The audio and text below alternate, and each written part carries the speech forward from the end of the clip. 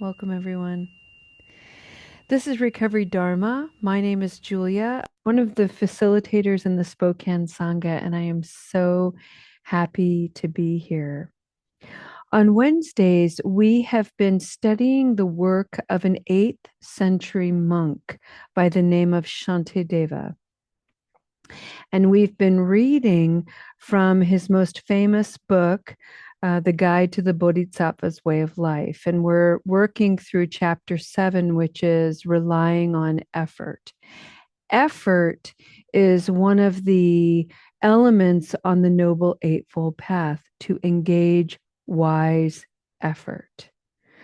And there's one of the interesting things when we discern and really contemplate our effort, it's humbling and sometimes even humiliating to sit with how much effort we have engaged in really maladaptive behaviors.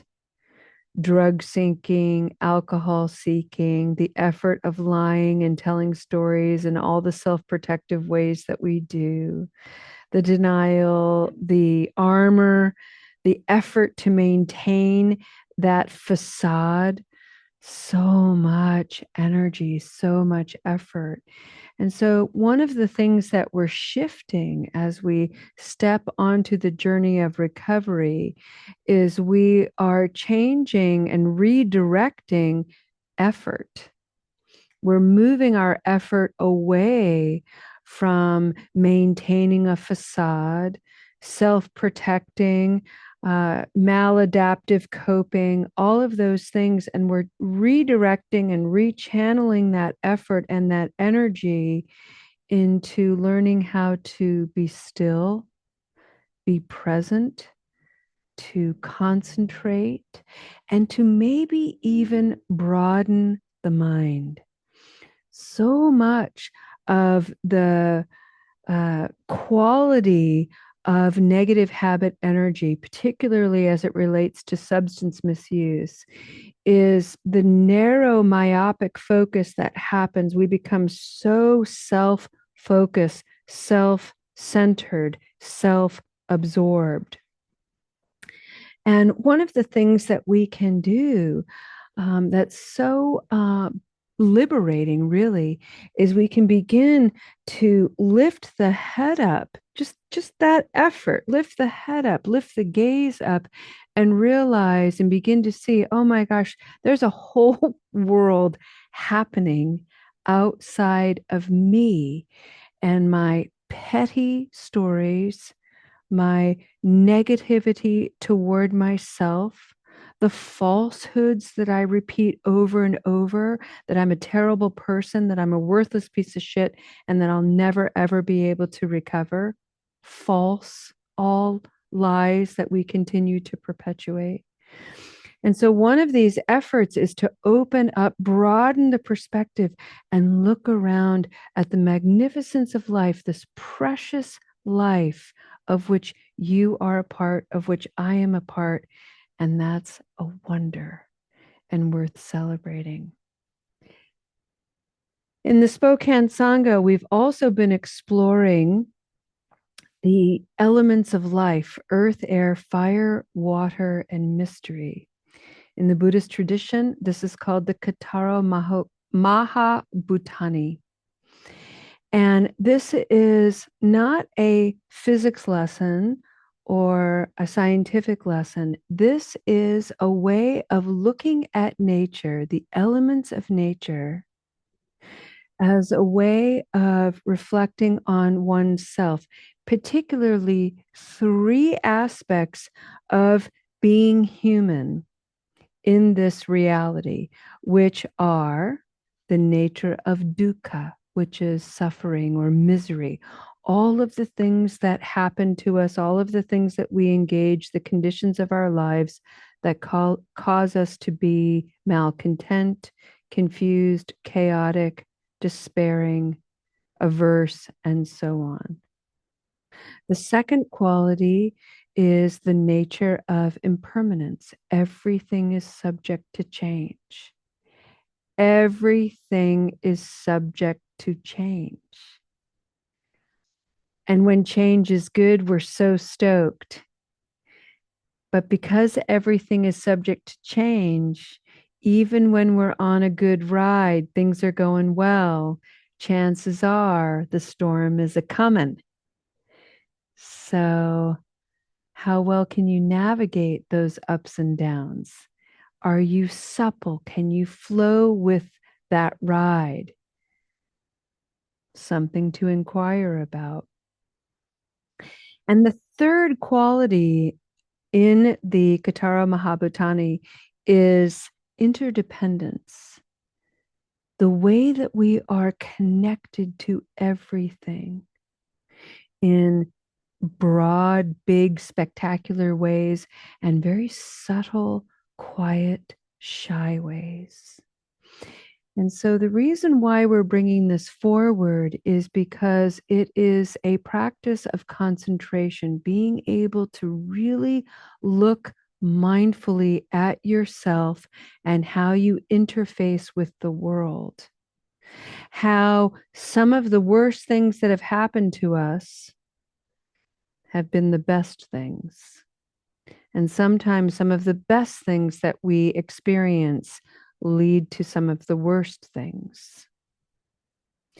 So that's going to be the foundation of our practice today. And I'd like to begin by reading just one verse from the Guide to the Bodhisattva's Way of Life. And I've read through chapter 7, and this is the one that I want to focus on for our meditation. I'm going to take you on a watery ride today, a watery reflection, because the element that we're playing with is the element of water.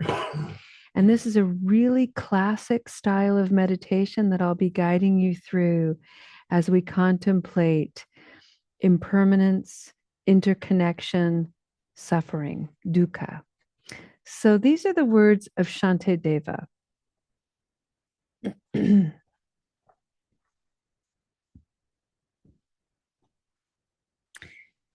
Each of these chapters reads like a long poem, and this is the 50th verse in chapter 7. Unlike me, worldly beings are powerless. Being under the control of delusion and karma, they are unable to make their lives meaningful. Therefore, I will practice virtue for their sake.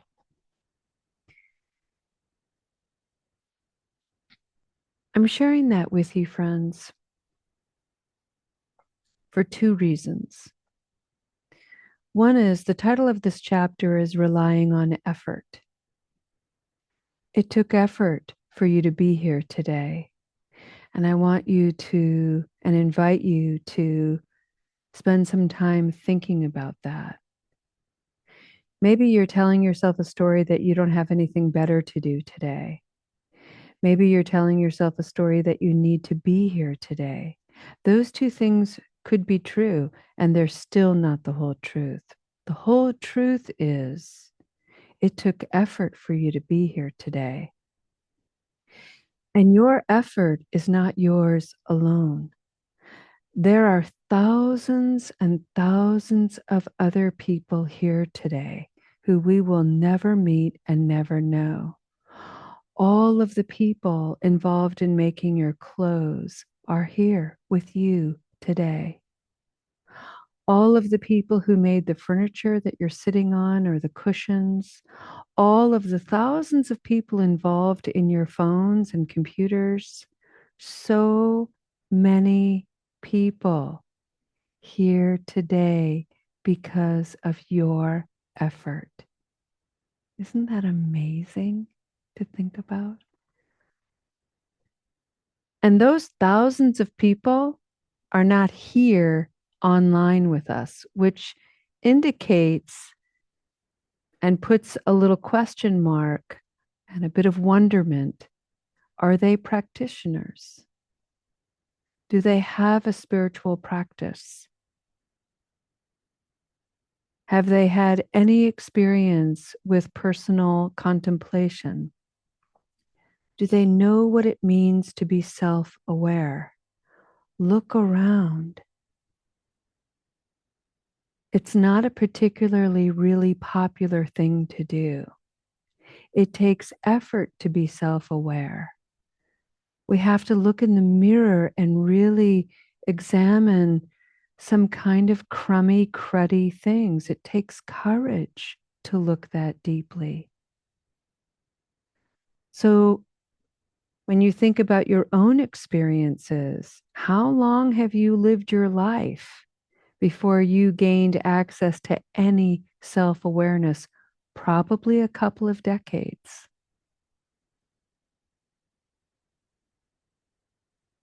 But the thing is, once you take a step onto the journey of awareness and self rediscovery, you can never go back. You can try, but once you're aware, you can't not be aware anymore.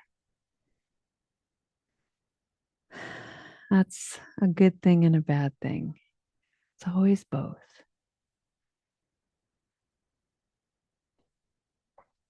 And so I bring this forward because by your effort, the thousands of nameless, faceless people who have varying degrees of spiritual practice and awareness, regardless, they are just like me, just like you. They want to be happy. They do not want to suffer and experience misery and confusion and malcontent. They want to know peace and clarity. They want to be safe and experience love and acceptance, just like us. But for whatever reason, they're efforting in a different way. So they're not here, but you are, and I am. And like Shantideva, what he said in the 8th century, by the virtue of our effort, we can be here for them. That's our dedication today. That's our motivation. And may that lend meaning to your practice. You are here for yourself, yes. And by extension, you are here for so many others who can't be.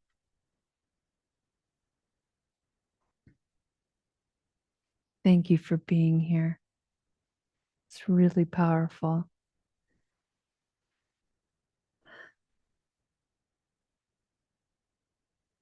Find a way to be in your body that feels at ease.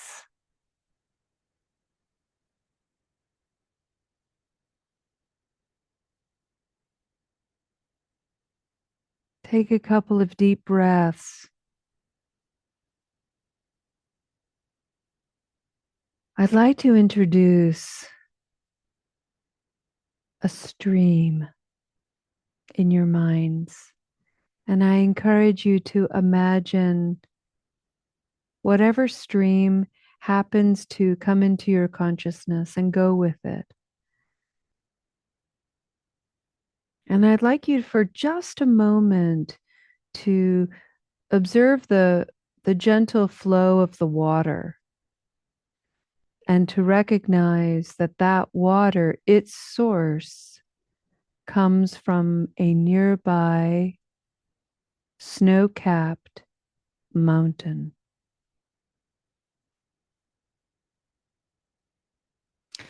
And the snow and the ice on that mountain has very ancient stories about the origin of the water molecules that are frozen there. Water molecules that have been there for perhaps millions of years.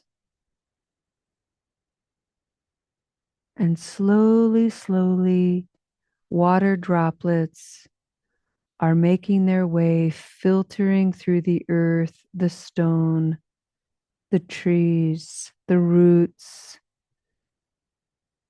all the way down, all the way through the mountain, until it comes through this vein, this stream that you can see, that you can watch.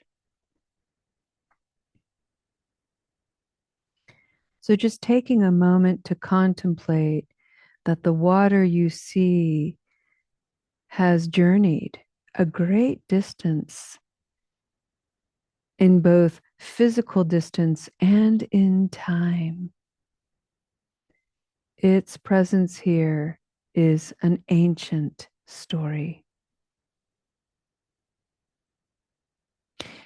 And one of the things I like to remind people, and I've enjoyed being reminded of this myself, is water holds memory, and water is an enormous reflective source. So, as delighted as I am to see this water delights in me.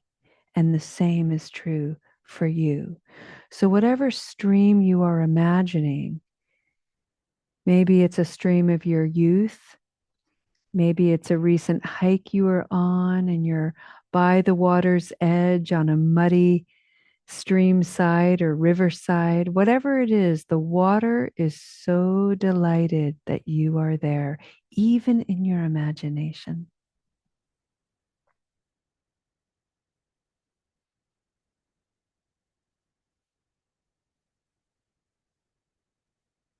There's a tree nearby,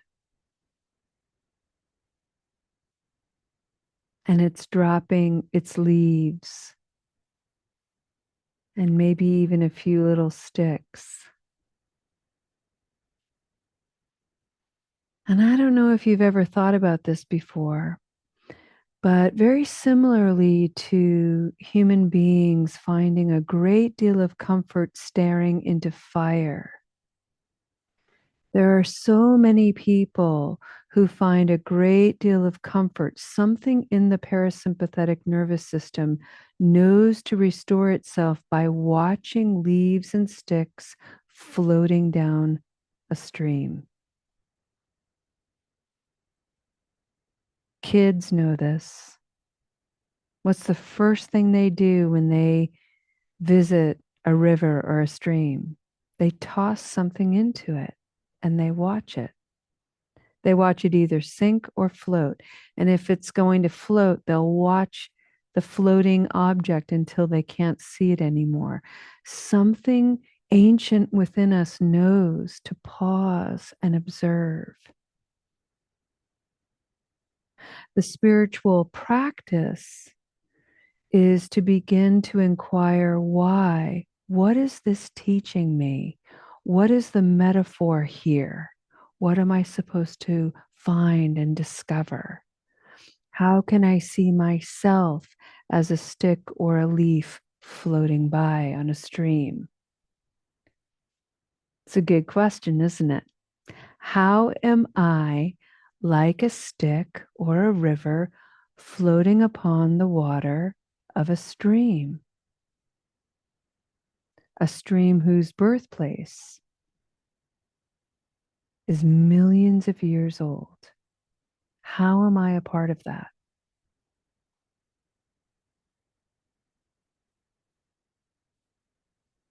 Well, let's float around together, shall we? Imagine yourself a stick or a leaf. Imagine floating on a beautiful stream and you're going with the stream. No resistance, full surrender. And the surrender is not a giving up surrender. The surrender is a kind of trust and an ease. You, as the leaf, know you're not going to sink. You, as a stick, you know you're not absorbing water enough to sink. You're going to float. And you trust the resistance of the water molecules to hold you up, to keep you afloat. You're not going to penetrate that surface tension. You're going to float upon it, and that current is going to take you for a ride.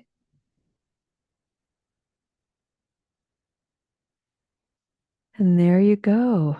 And notice your propensity for wanting to stay in the middle of the stream and avoid the sides.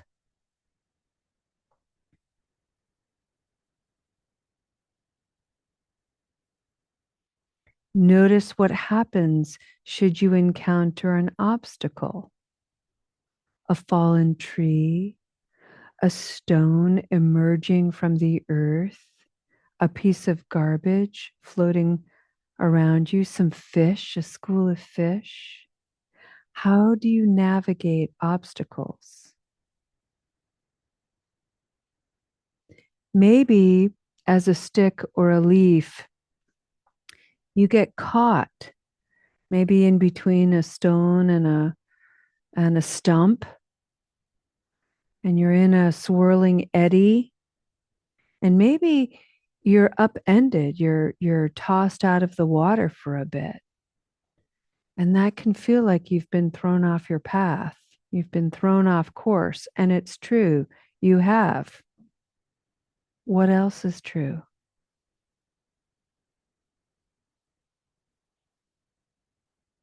Maybe you've been thrown off course a little bit to travel down a new stream, or maybe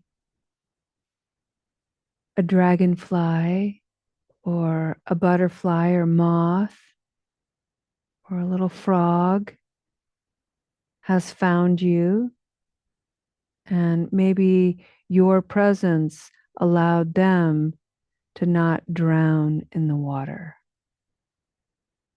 Maybe they found you, lifted themselves up on you, and you became their refuge for a moment, because everything is impermanent. So the rains come and the water rises, and off you go again, floating down the stream. The dragonfly, the moth, butterfly, frog have since gone off to live out their own actions and karma, and you continue to float, going along swimmingly, beautifully, until the next something. Maybe it's rougher water.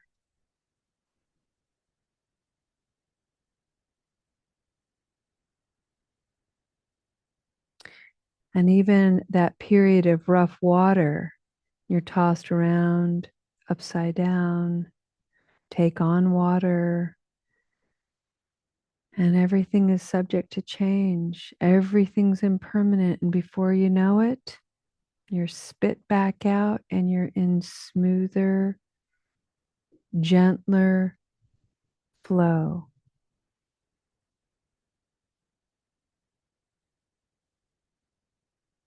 You could play with this imagery for hours and hours if you want to. And the whole point is to now turn this inward and look at, how am I flowing with my own thoughts and with my own emotionality? What are the stories I'm telling myself? When I get stuck, when I come into the presence of an obstacle and I'm swirling around and I'm confused, am I feeding that story with more of the same? Or am I also telling myself a story that there's another possibility, there's another option? Something else might also be going on. I'm stuck, and something else too. That's the point of learning to be fluid and supple. Is it's not to deny the reality. I'm stuck, I'm upside down, I'm spinning around in this eddy, and it doesn't feel good. Dukkha, suffering. That's the nature of reality. It's going to happen. It's also not going to last. And so if we can remember that, we can return to our own agency and start telling ourselves, wow, I don't have to keep repeating this same narrative.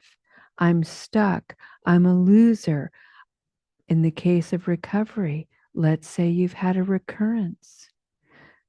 Typical stigmatizing narrative is, I've lost all my sobriety. What a falsity. No, you haven't. You've lost the streak of consecutive days of sobriety, maybe, but every single one of those moments of sobriety is still yours. And so now you keep going. Look at that. Spit back out to flow again, to move again until the next craving, the next encounter, the next unskillful family member saying stupid shit because it's the holidays, right? There it is. Predictable. Okay. Now you're going to bring the tools you've got.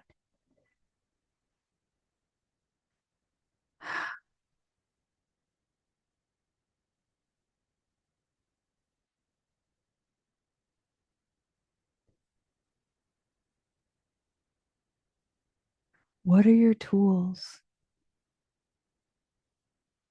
Well, my favorite tools and instruments of peace are things like, wow, would you look at that? I'm getting all pissed off. I'm getting all worked up. Huh, would you look at that? I'm letting Joe Schmo piss me off. Okay. Why is Joe Schmo pissing me off? Is what is being said true? Yep. And that sucks.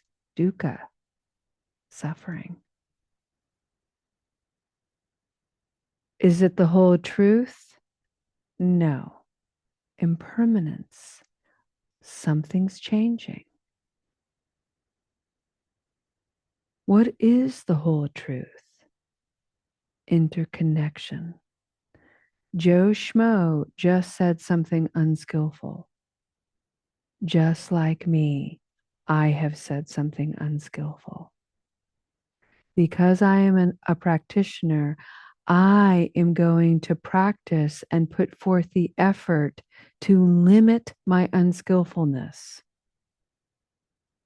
And I'm going to do so for me and for him. That gives me meaning in this life. That lets me breathe this beautiful Dharma and keep it alive in this contemporary life, in this contemporary reality. It still works. It's amazing.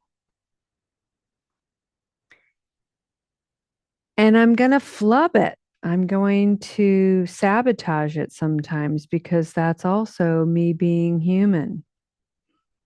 And I'm going to see it and learn from it and keep going, keep flowing, keep going, keep flowing. Season to season to season.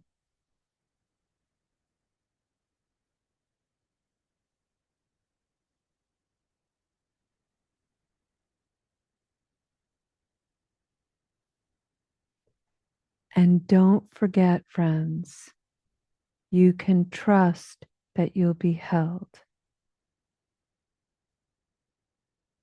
There is an ancient presence surrounding your life,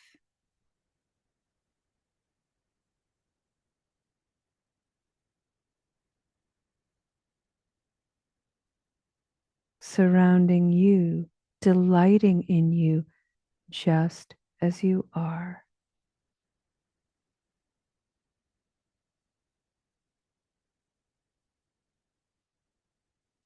May you enjoy your natural flow, and may you be carried by its surprise.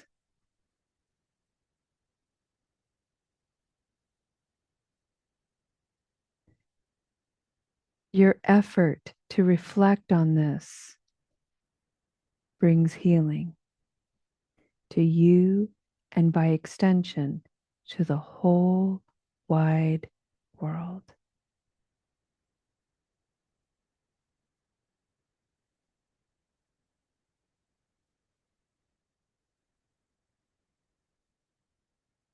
Breathing in,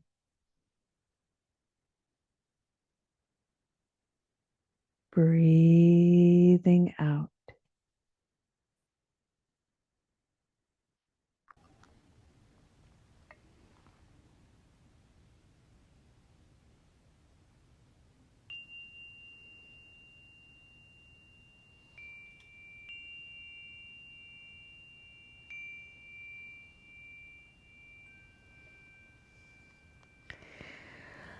All right.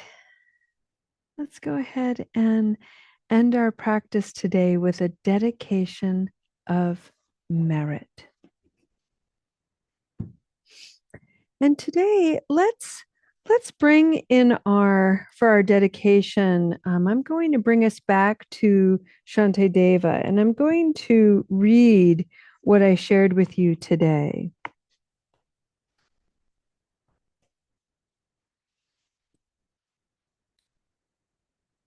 Unlike me, worldly beings are powerless. What Shantideva means by worldly beings are people who are unpracticed, people who have never encountered the Dharma, people who are asleep to their lives for all the reasons that we fall asleep: distraction, delusion, confusion, and so on. But because we have been introduced to the Dharma, we are no longer asleep and we are no longer powerless. Unlike me, worldly beings are powerless, being under the control of delusion and karma. One of the things to say about the delusion of karma, friends, is that somehow we're above it or beyond it. Remember, our actions have consequences. Our actions ripen with different fruits. So pay attention to your actions. Being under the control of delusion and karma, they are unable to make their lives meaningful. Therefore, I will practice virtue for their sake. Your presence here today, your effort in being here has touched so many lives, countless lives. And don't forget that your presence here today, your effort here today, has also been a healing turn back toward the legacy of your ancestry. All the mistakes and misgivings that have been passed on that you now carry have had an opportunity to heal, have had an opportunity for refuge. And so you have just passed on to your lineage a moment's rest in peace. What a beautiful thing to contemplate. As you go into your holidays, as you go into all the dynamics of family, may you remember your faithful companion, your breath, and breathe. May you remember your bodhicitta. May you remember your wisdom and creativity. May you remember your kind heart. Thank you for bringing your beautiful practice here today. I hope you get some good food and good rest, and we'll see you tomorrow morning. Namaste.